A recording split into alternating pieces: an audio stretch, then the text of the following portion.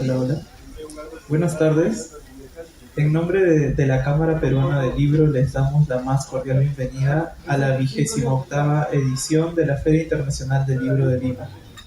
Agradecemos que nos acompañen en esta oportunidad para presenciar la presentación de Hubo una vez un terremoto, de Omar Roble Torre, que estará a cargo de los expositores Ricardo Ayllón, Jorge Terán Morbelli y Omar Roble Torre, organizado por Ornitorrinco Editores y Asociación Cultural Cordillera. Ahora vamos a ceder la palabra a Ricardo Ayllón. Hola, muchas gracias Gustavo, muchísimas gracias a la organización de esta 28ª Feria Internacional del Libro de Lima, en su edición de Bicentenario nada menos, y gracias obviamente a Omar Robles Torre por la invitación de estar aquí con ustedes, queridos amigos. Somos pocos pero somos, y estamos interesados en el contenido de este libro que yo estoy seguro, más allá de lo comercial, por su interés, por el tema, por el contenido, yo creo que se va a agotar rápidamente. Estoy casi seguro de eso. Lo digo por varias razones. Uno, por el sincero interés de Omar Robles en este tema, en el del terrible cataclismo que acabó prácticamente con muchos sueños, con miles de sueños de ciudadanos de la región Ancash o del departamento de Ancash, porque el terremoto de 1970, el 31 de mayo de 1970, no solamente arrasó con, como muchos recuerdan, con un alud la ciudad de Yungay, sino también con algunas ciudades importantes como la propia Huaraz, o en la costa con Chimbote, Casma, Guarmey, etc., ¿no? Fue un cataclismo muy grande que se sintió inclusive fuera de Ancash, y enlutó muchas familias, pero dejó una honda huella en la historia de Ancash. Tan es así que los ancachinos, cuando nos referimos a nuestra propia historia, decimos antes o después del terremoto, ¿no? Tenemos como una especie de referente, ¿no? Cuando ocurre alguna cosa nos preguntamos si eso fue antes o después del terremoto, porque eso es prácticamente lo que nos dejó, ¿no? Es como ahora mucha gente, los jóvenes, los muchachos dicen antes de la pandemia y después de la pandemia, ¿no? Porque también fue un evento tan grande, tan fuerte, que nos ha dejado una honda huella en la mente y en el corazón. Entonces, lo que ha hecho Omar Robles es hacer una investigación, porque él no vivió en el terremoto del 70. Él nació unos años después, 4 o 5 años después, pero escuchó toda su niñez las historias de sus padres, sobre todo de su madre, historias referidas no solamente a lo ocurrido durante el terremoto, sino cosas que precedieron al terremoto y también cosas que vinieron después. Y dentro de ello es que él ha tomado dos temas importantes para Una vez el terremoto, el libro que estamos presentando ahora, que son su historia familiar, o sea, lo que ocurre dentro de su entorno inmediato, dentro de la gente que está dentro de su parentesco, sus tíos, sus abuelos, que murieron en el alud de Yungay, principalmente, lo que pasó con su familia, cómo quedó disgregada, cómo quedó una casa de su familia casi como un habitáculo para fantasmas, una casa que habitaban ahí todavía su familia, pero no en carne y hueso, sino sus espíritus, y que ellos podían ver, como si los vieran, como si nos estuviéramos viendo nosotros ahora. Fue una casa que tuvo que ser clausurada y que luego de muchos años ha sido reabierta, si tengo entendido, no estoy seguro. Bueno, este tipo de cosas son las que nos cuenta Omar, y también la honda huella que dejó en el sentimiento de su familia, tíos, etc. Y la otra parte del libro es la parte fantástica.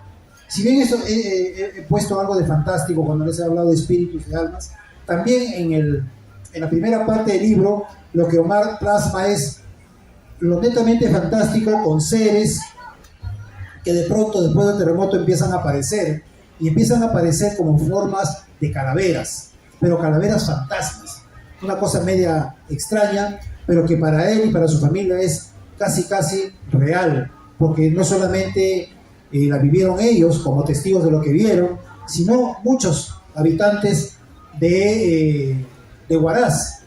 Y no solamente eso, inclusive se escribió sobre el tema, hubo textos informativos de policías que pusieron en sus testimonios de su trabajo diario este tipo de visiones de fantasmas que vagaban obviamente por la ciudad de Huaraz luego del terremoto, y también investigaciones. Hay una investigadora, Bárbara Owen, que hizo todo un trabajo social sobre lo ocurrido en Ancash, en la sierra de Ancash, luego del terremoto, y dentro de ello también recoge información sobre presencias fantasmales. Entonces, esto que nos puede parecer fantástico, para mucha gente no lo es, y obviamente Omar lo recoge de una manera muy atractiva, lo plasma en forma de literatura y nos lo presenta en este libro como si estuviéramos escuchándolo a los propios testigos, ¿no? Los cuentos están escritos tanto en tercera como en primera persona, y entonces en algunos casos nos vamos a sentir cómplices de la voz del narrador protagonista, y en otros casos vamos a ser testigos también de lo que nos cuenta un narrador omnisciente. En ese sentido, yo creo que Omar ha ido aprendiendo poco a poco en cada uno de sus libros a manejar o a saber manejarse desde la voz de los narradores para saber ofrecer muy bien la versión de cada uno de ellos en estos relatos. Omar no es nuevo en el tema, como les dije, no solamente escuchó historias de su familia, sino que él también por su cuenta, desde la niñez, empezó a interesarse en el contenido de lo que significó el terremoto del 70, y ya este vendría a ser su cuarta entrega referida al tema. Un primer libro de poesía que publicó hace algunas décadas se tituló Dolor de Casa, que son poemas y donde están ahí puestas como un testimonio personal de lo ocurrido con su familia que falleció en este terremoto. Luego tiene 2 libros más, la historia, la triste historia de un hombre que sufrió, y otros relatos del terremoto del 70, que tiene que ver directamente con su padre cuando hace una larga caminata desde Huaraz hasta Yungay para ver si encontraba a su familia viva, ¿no? Va con esa esperanza. Luego el siguiente libro es Algún día estaremos juntos, que es la parte familiar de la que he hablado, ¿no? Donde ahí también donde aparecen otros personajes relacionados con su familia, y luego finalmente todo esto desemboca en Hubo una vez un terremoto, que yo creo que es de alguna forma un libro ya más maduro, y yo creo que de alguna manera también consagratorio, porque Omar ya está muy familiarizado con el tema y ya lo maneja mucho mejor. Y como les dije, yo soy el editor, dirijo el Torrico Editores, y como les dije, hay mucho interés, inclusive aquí en Lima, no solamente en Ancash, por conocer el libro, por conocer el contenido, porque si bien no todos los habitantes ancashinos sufrieron directamente este cataclismo, sino también gente relacionada, que tuvo familia, que tuvo conocidos, allegados con Ancash, y que supieron de alguna manera lo que ocurre o lo que ocurrió con los ancashinos en este tremendo desastre. Entonces, esto es lo que nos trae Omar Robles Torre en Hubo una vez un terremoto, y yo creo que va a ser importante escuchar a Jorge Terán y con respecto ya a la parte del contenido, de su lectura, de su análisis y su interpretación acerca de este libro. Muchísimas gracias, ojalá que les haya interesado el contenido de lo que les estoy narrando ahora. El libro lo tienen ahí, y si lo leen podamos seguir conversando acerca de este importante libro. Muchas gracias.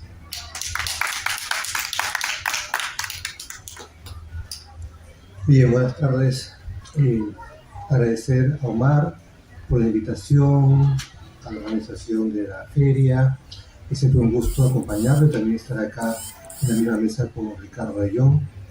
Ricardo ha comentado ya los aspectos más relevantes del libro, con los que coincido. Hay mucho que decir sobre Hubo una vez un terremoto.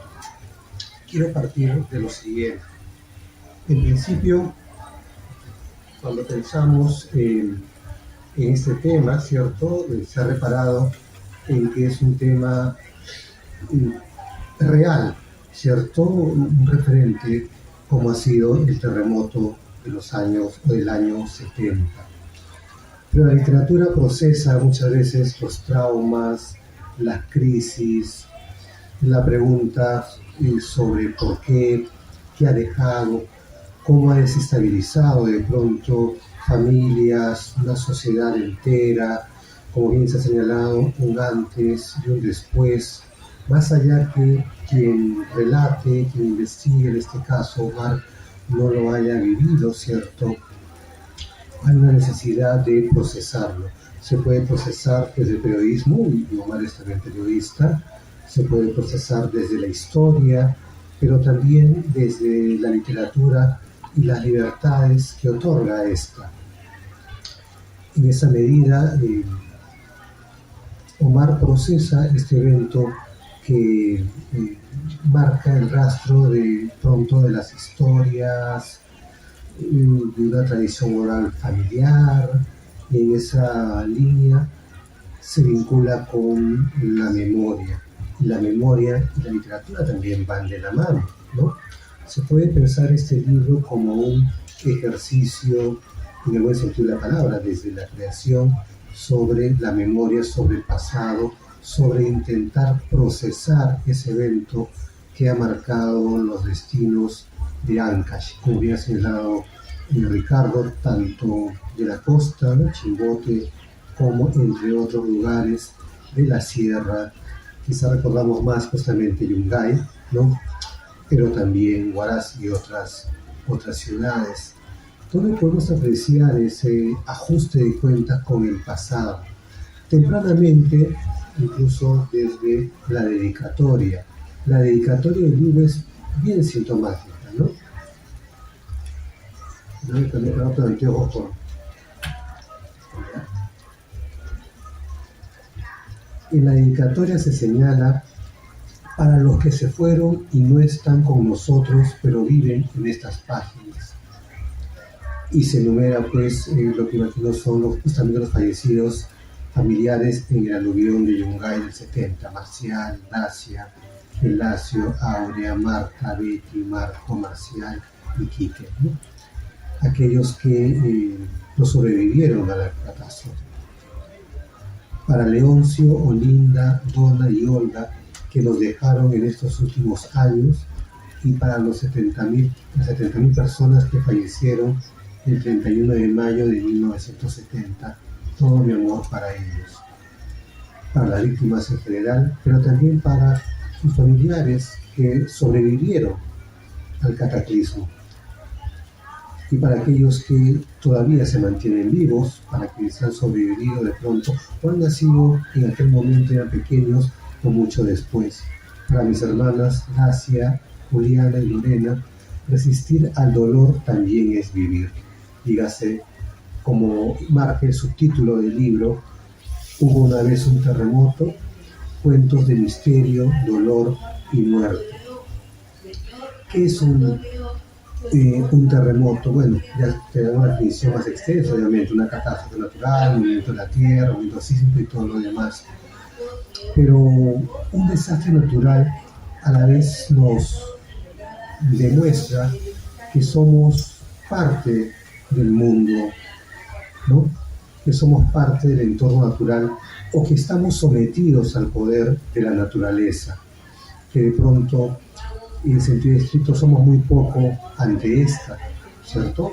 Tenemos la civilización y todo lo demás, y como bien ha dicho Ricardo, la pandemia ha demostrado también que estamos sometidos contra lo que podamos creer a lo que es, pues, el desarrollo natural del mundo.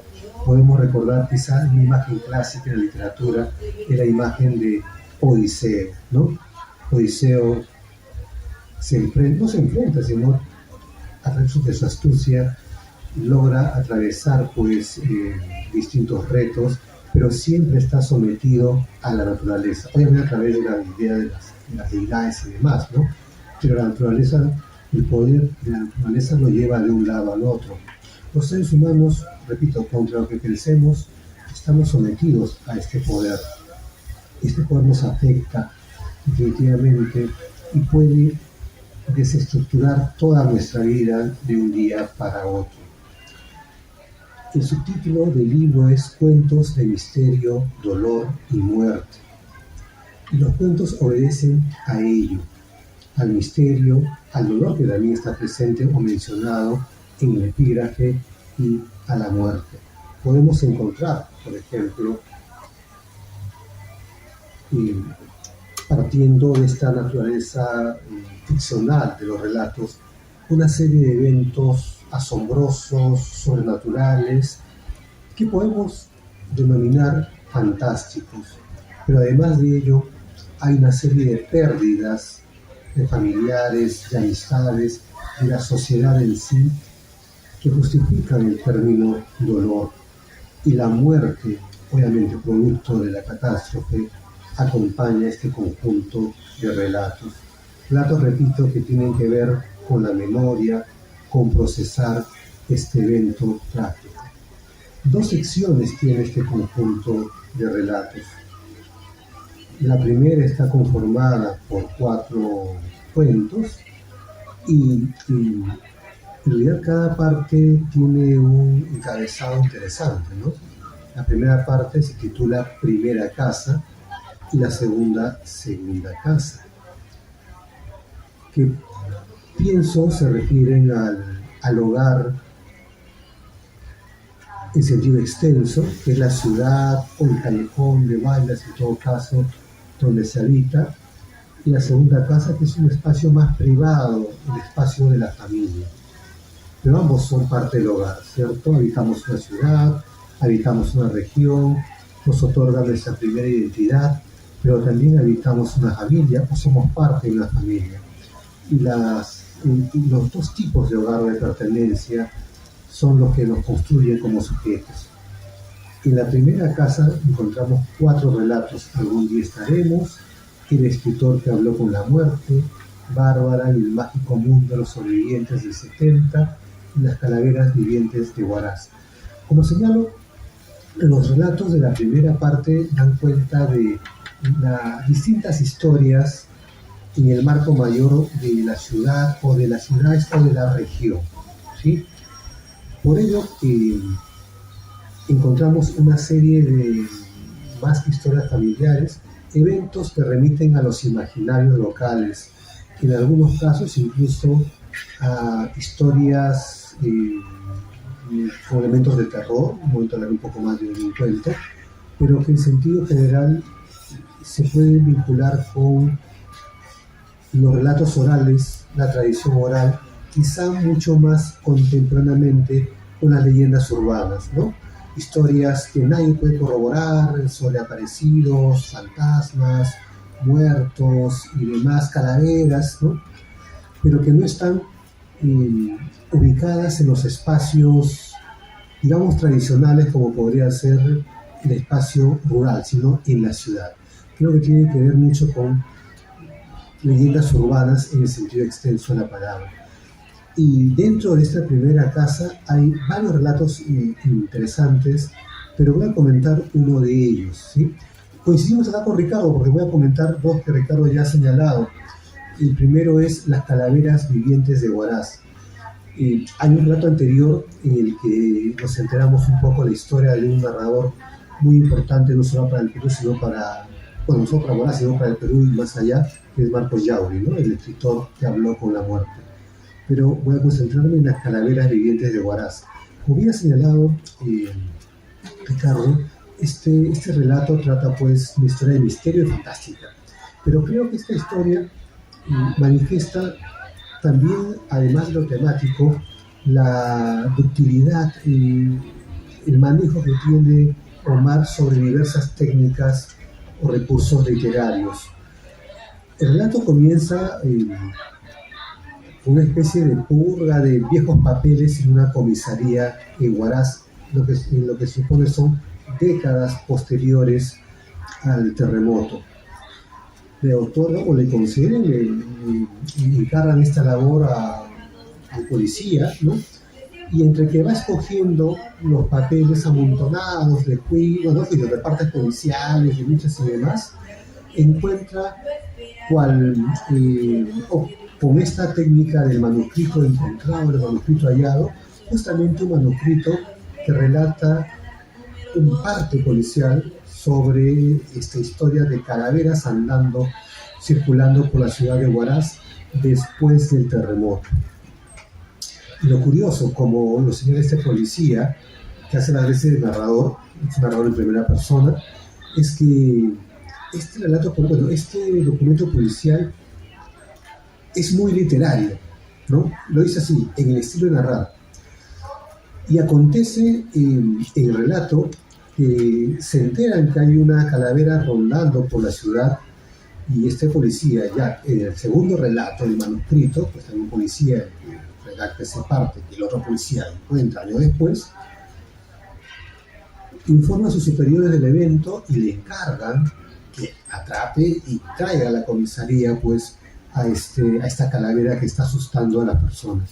Y allí el relato, siendo fantástico, también ingresa dentro de, no el terror, porque no es un cuento que dé miedo, sino juega también con el absurdo, ¿no? Un poco con los extremos, porque este policía persigue, encuentra con esta calavera, pero antes se encuentra un lugar de reunión donde todas las calaveras se están reuniendo justamente para seguir hablando lo que acontece, lo que sucede, ¿no? Se enfrenta a ellas, suceden algunos tropiezos, continúa la búsqueda y termina capturando, por así decirlo, en un diálogo muy fluido, entre serio, cómico y absurdo, a esta primera calavera. La atrapa en la catedral, o lo que quedaba, se supone, de la catedral de Huaraz. Como son muchos relatos, voy a comentar dos, ya, y me tomé la libertad de señalar el final de repente, ¿no? Y al encontrar a esta calavera, resulta que era el sacerdote de la ciudad, ¿no? Y quería celebrar una última misa o rezar por sus deudos. La segunda sección, segunda casa, como se ha señalado, relata historias más íntimas, más familiares, de la familia que ahora nos comenta Ricardo, es la de Omar, obviamente procesada a través de la ficción. Y en este conjunto, conformado por 4 relatos, No han muerto, Esa casa de ladrillos, El misterioso tío del amigo, La dolorosa historia de una madre, un hijo y una familia, cobra particular interés justamente el relato Esa casa de ladrillos. La historia da cuenta de una familia, ¿no? Un primer patriarca que llega a la ciudad y logra comprar un terreno no cerca del centro de Huaraz, pero tampoco tan alejado de él, y pues construye lo que fue su deseo, una casa, pero no cualquier casa, sino una casa de ladrillos. No lo hice en el tercer relato, pero creo que las casas que resisten los terremotos son sobre todo las casas de ladrillos, ¿no? En el evento del 70. Pero el día del terremoto, lo que sucede es que la familia, con excepción de algunos familiares, el protagonista de pronto, viajan a Yungay a pasar un fin de semana, un domingo, ¿no? En familia y todo lo demás. El protagonista se queda, ¿no?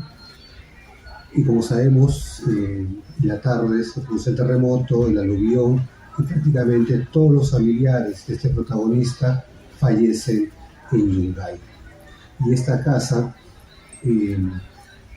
está llamada a ser habitada por los deudos, por los sobrevivientes.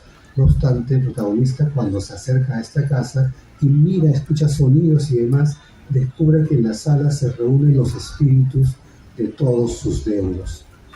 Asustado, decide pues habitar la casa de adobe que queda justamente al frente de esta casa de ladrillos. Los familiares también, los que han sobrevivido, otros conocen de este evento, y la casa se convierte en de ladrillos de un espacio tabú. La casa que es el hogar de pronto, ¿no? Pero lo curioso es que la casa sigue siendo el hogar para los espíritus. Ya no será el hogar para los vivos, pero de cierta manera, y me parece importante, hay una continuidad, en el sentido que los espíritus no se van, ¿no? La familia, de pronto, nuestros deudos, lo que ellos significan, no se terminan de ir, ¿no? Habita en este caso la casa de ladrillos, mientras los vivos habitan la casa de adobe. Hay una doble dimensión, si queremos también, como el primer cuento, dos niveles en la ciudad, ¿no? Dos ciudades, si queremos, la ciudad de los vivos y la ciudad de los que se fueron, que puede significar varias cosas, pero entre ellas puede significar el mantenimiento del pasado, ¿cierto?, de la memoria de los que se han ido, pero también la dificultad para hacer el trabajo del duelo. Y como todo buen libro de cuentos, no nos da la respuesta, ¿no?, si no nos ponen allí la situación. En resumen, estamos ante un logrado libro de cuentos de Omar Robles, que, como se ve al comienzo, es considero, desde la ficción, desde la literatura ciertamente, una forma de saldar las deudas con el pasado, el dolor quizá, bueno, el título lo dice, el dolor que el pasado todavía nos puede seguir otorgando, pero que a su vez esa limpieza del pasado permite ver el futuro. Muchas gracias.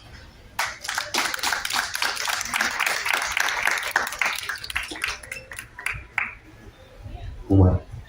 Muchas gracias, Jorge, gracias a Ricardo, gracias a los amigos que el día de hoy me acompañan en esta presentación de Hubo una vez un terremoto, cuentos de misterio, dolor y muerte. Siempre es grato llegar a Lima y siempre es grato también hablar de lo que hacemos en provincia, siempre es grato también presentar los libros y también mostrar que estamos desde el otro lado de la cordillera, estamos haciendo obras, ¿no? Estamos también tocando temas importantes, estamos también haciendo literatura de estos temas, de estas tragedias dolorosas que acontecieron en la región Ancash hace más de 50 años. Yo recuerdo muy bien a mi madre cuando me contaba, cuando una noche se apareció en su carpa donde ella vivía. Hay que recordar que después del 70, del terremoto, las personas, los sobrevivientes, vivían en carpas, y mi madre me contaba cómo ella estuvo en una carpa y se apareció un espíritu malo que lo quería asfixiar con la almohada. Y mi madre me contaba esa historia y nos contaba en la familia una y otra vez, y cada vez que estábamos recordando esas fechas tristes nos traía a la memoria de aquel espíritu malo que la quería matar. Y todo el tiempo, toda mi infancia, he vivido con esa imagen de ese espíritu que quería matar a mi madre en la carpa después del terremoto. Y siempre lo escuchaba, pero nunca lo tomé como parte de la literatura, como un tema para poder desarrollarlo. Yo solamente escuchaba, y un momento a otras historias familiares también, como que mi padre fue a Yungay a buscar a su familia y estaba totalmente ya la ciudad sepultada. También fue una historia que yo mucho también escuchaba atentamente a lo que fue el incidente que aconteció en Yungay. Entonces son hechos, tanto la familia que fue a Yungay como el hecho que de los espíritus que querían matar a mi madre en la carpa, fueron cosas que se fueron dando en mí para poder ir pensando en hacer algo con la literatura. Pero primero tomé la historia de la familia, ese hecho acontecimiento triste, trágico, en donde 9 personas son sepultadas por el aluvión de Yungay, quedó también en mi memoria. Entonces yo dije, voy a hacer algo con estas historias de estos familiares que se fueron. Publicamos el poemario Dolor de Casa, en donde yo hablo sobre mis familiares, cuento desde mi voz de nieto, que no los conoció, de cómo pudiera haber sido mi relación con ellos. Es una relación, unos poemas bastante tristes, a la abuela, a los tíos, a mis padres, quienes me alimentaron de estas historias terribles. Esa primera incursión fue dolor de casa, ese dolor de casa terrible, doloroso, que vivimos en nuestra familia con este terremoto del 70.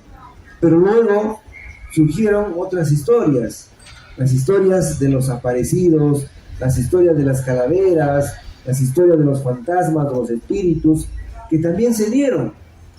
En la pandemia, esa historia de mi madre, de ese fantasma, se corroboró con las historias que había contado, que había recogido Bárbara Bode, esta antropóloga norteamericana que llegó a Huaraz a los pocos meses de acontecido el terremoto. Ella llegó y recogió cientos de testimonios, muchos testimonios recogió de varios sobrevivientes. Y cuando yo leí el libro Campanas del Silencio y encontré estos detalles, estos datitos sueltos por el libro, me recordó al acontecimiento que me contó mi madre, que me contó de los espíritus. Entonces, había los espíritus de mi madre, había los espíritus y los calaveras de Bárbara Bode. Entonces dije, este es un material muy bonito para poder hacer una historia. Pero también estaba la historia familiar, la historia de los abuelos, de los tíos que se fueron a Yungay y nunca más volvieron. Entonces, todas esas historias las fui mezclando y fui escribiendo cada uno de los cuentos que aparecen en el libro. Los cuentos que están un poco más antiguos son Algún día estaremos juntos, el cuento también de Bárbara y el mágico mundo de los sobrevivientes del 70, que es toda la visión paranormal, digamos de esa manera, sobrenatural, que vivió la antropóloga Bárbara Bode, pero que también se fueron sumando no solamente de ese libro, sino también de otros textos, de otros testimonios que yo he ido recogiendo de algunos sobrevivientes. No es exclusivamente de la literatura, sino también de testimonios orales que he ido yo recogiendo de personas que han visto fantasmas, calaveras después del terremoto del 70. Yo me pregunto, ¿no? ¿Podría haberse dado? Si nos ponemos en esa circunstancia, en ese momento, las casas estaban derrumbadas, las casas estaban caídas y debajo de las casas había muertos, porque la limpieza se dieron todavía posterior. Puede que se hayan dado esos momentos trágicos y tristes de encontrar personas que estaban vivas, ¿no? Entonces, ¿por qué no haberse dado también ese momento? Porque los damnificados, los sobrevivientes, vivieron una tragedia terrible y quedaron conmocionados psicológicamente, anímicamente, estaban destrozados. Y vivir esa tragedia, ese terrible suceso, para ellos fue conmovedor. Y por eso que los relatos que se han ido contando después, yo los he ido recogiendo y lo he transformado en literatura que aparecen en este libro. Son 8 relatos que lo que más me interesa un poco es contar la historia, ¿no? No quería un poco adornarte de la técnica, en algunos hay un poco de técnica, pero más que todo es contar la historia desde mi punto de vista de escritor, de familiar, de observador, de cronista, que quiere detallar lo que se vivió.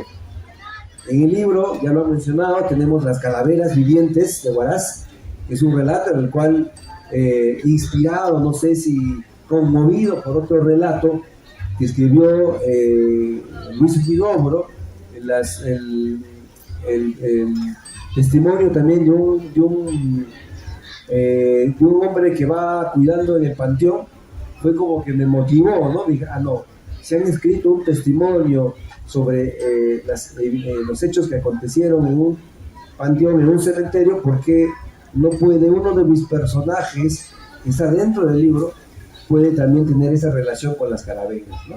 Entonces, de ahí salieron Las Calaveras Vivientes. Es un cuento que me ha gustado bastante y también, ¿no?, gusta mucho a los niños, a los jóvenes, como estos hechos misteriosos, un poco como que nos seducen en la curiosidad de poder entrar a leer, ¿no? También hay otras historias como el mundo mágico de Bárbara, ¿no? Bárbara, el mágico mundo de los sobrevivientes, que ya son diferentes hechos, acontecimientos que se han ido suscitando en diferentes momentos, ¿no? Es una recopilación de diferentes datos sobre apariciones de calaveras, tenemos también ahí sueños, premoniciones, tenemos también creencias, ¿no? O los búhos, los murciélagos, todas esas creencias que se dieron antes del terremoto, también están en ese cuento, que es como un cuento base para poder ir generando otras historias mayores, de poder narrar y contar lo que vivieron los sobrevivientes.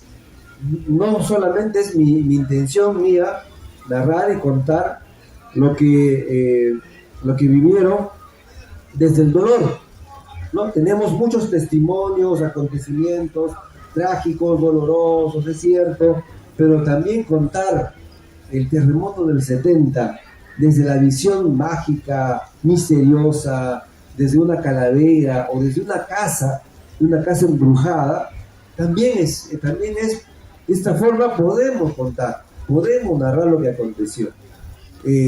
También tenemos en el libro, hay un cuento que se llama No han muerto, en la cual yo converso con mis familiares en un sueño, ¿no? Es un sueño en la cual yo voy conversando con ellos, ¿no? Y ellos me van preguntando de las cosas que están viviendo en la actualidad. Yo les voy preguntando de cómo ellos han vivido el aluvión, cómo han sobrevivido el aluvión. Le pregunto a mi abuelo, ¿no? Yo pensé que estabas muerto. Él me dice, no, yo me he salvado, yo he sobrevivido, no he muerto. Y es cierto, ellos no han muerto, porque yo todavía los recuerdo, ¿no? Porque todavía están en mí, yo todavía los tengo presentes, ellos están permanentemente, y aquí en el libro aparecen, ¿no? Es un cuento bastante sensible, que en un momento cuando lo escribí también me puse a llorar, porque era rememorar ese acontecimiento triste de los abuelos, pero también contar lo que acontecieron con mis parientes en estos últimos años de la pandemia. ¿Por qué? Porque mis padres también murieron en la pandemia, y yo lo relacionaba, esos acontecimientos de mis abuelos hace 50 años atrás, con los acontecimientos que he vivido en estos últimos años de la pandemia con la muerte de mis padres. Entonces, y yo los recuerdo, es como tenerlos presente y decirlos, ¿no? Que no han muerto. Así que ese cuento también es una historia. Y también había pendiente, siempre quedó pendiente hacer una historia sobre ese viaje que hicieron los familiares hasta Yungay, ¿no? Decíamos, ¿cómo era ese viaje hasta Yungay? Entonces yo he escrito una versión personal del viaje a Yungay, a lo que vivieron mis familiares, y lo he contado, ¿no? En la última crónica, que está en el cuento de la triste historia de la familia, del acontecimiento de la familia que vivieron en el 1970. Y eso ha sido un poco lo que ha sido el libro, que me ha generado cierta tristeza escribirla.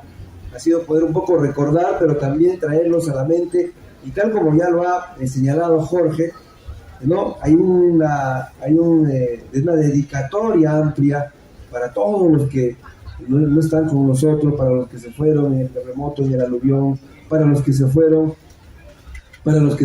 después, y para todos ellos, ¿no? Y para los que están vivos también. Es un homenaje a esas personas que nos acompañan, y también para los que se fueron en esa terrible tragedia de 1970. También el libro abre, y ya una vez me preguntaron, ¿cuál es el propósito, ¿no? ¿Cuál es el propósito de poder contar estas historias?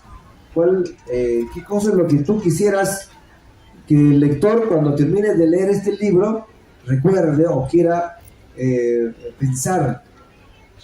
Y hay un epígrafe que saqué del libro de Bárbara Bode, esta antropóloga, que dice: de la muerte y el caos hay que sacar algún significado, tiene que encontrarse algún propósito alguna apariencia de orden, ¿no? Digamos, esta tragedia, este dolor, este acontecimiento terrible que vivió el departamento de Ancash debe de llevarnos a algo. No solamente debemos de recordarnos en el dolor, en el sufrimiento, no, debe de llevarnos a pensar en algo más.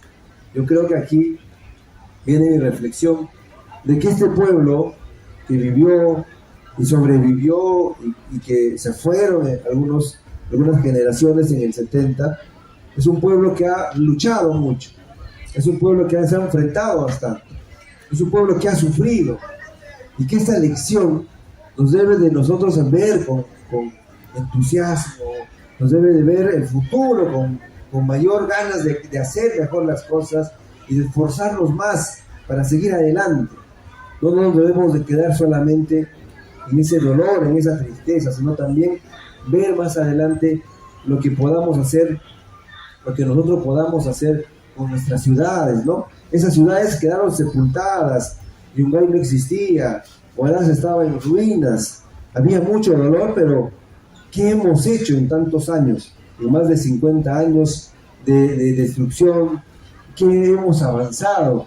Este terremoto nos debe dejar lecciones, este terremoto nos debe dejar algún mensaje, y en esa reflexión es lo que yo debo de terminar, porque no debemos solamente pensar en eso, ¿no? Debemos de buscar un propósito, una idea, de que este dolor, que este sufrimiento nos puede llevar a ser mejores. Por eso que yo considero que es esencial poder recuperar esa tristeza, ese dolor, o recordar y ver los acontecimientos que pasaron, pero también me gustaría en un momento saltar esa valla, ¿no? Y ya reflexionar, quizá por un momento llegar a la reflexión de mis personajes en torno a los acontecimientos. ¿Qué tanto hemos avanzado? ¿Qué tanto esta destrucción ha significado positiva o negativamente en el poblador ancashino, en el poblador huaracino? Solo eso quería ir ya terminando la presentación, y agradecer a todos quienes el día de hoy nos acompañan esta tarde. Sí, voy a leer una partecita del libro acá.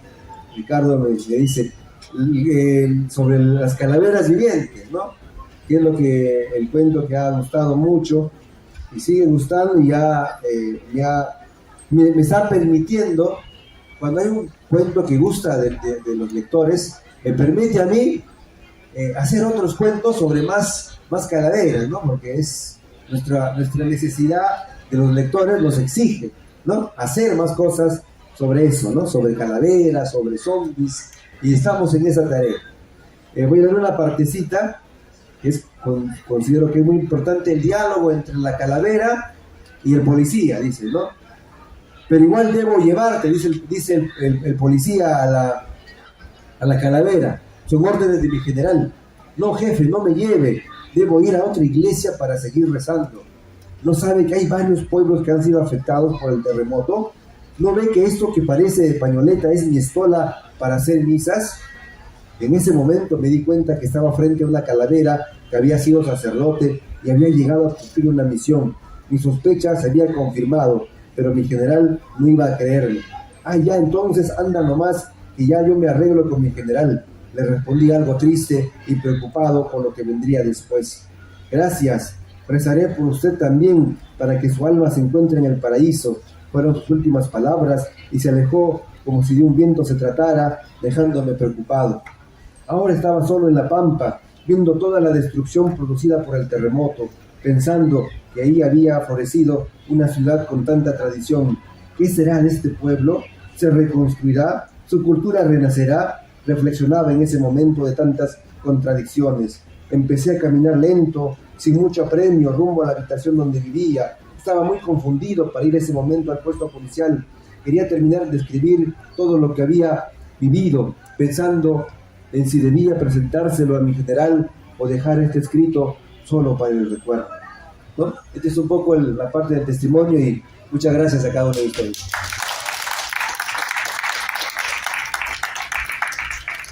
Para los interesados, el libro está en la puerta, ¿no? Ahí está para los que quieran adquirir la publicación y también poder compartirlo. Muchas gracias. Queridos amigos, recuerden que tienen una única oportunidad de poder llevarse una dedicatoria del autor. El libro está a 20 soles por única vez y el autor está de paso por Lima, así que aprovechen la oportunidad. Muchas gracias.